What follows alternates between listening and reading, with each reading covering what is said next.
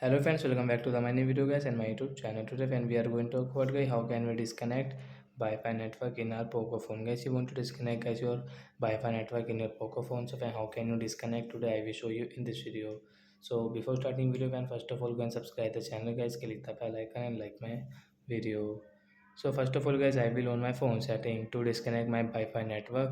Then guys, scroll it friends, you can see phone Wi-Fi setting guys. Click on Wi-Fi setting guys. You can see guys we have connected guys this Mukesh Wi-Fi guys. We want to disconnect. Then how to disconnect guys? You can see right side this arrow option guys. Tap here guys.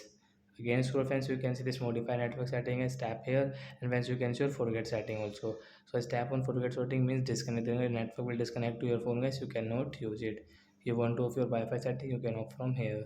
So like that guys, we can disconnect our Wi-Fi network in our Poco mobile. So that's it guys. Thanks for watching the video guys. We will meet the next video guys with new topic. Before going guys, please go and like the video, subscribe the channel. Bye bye friends. Thanks for watching guys.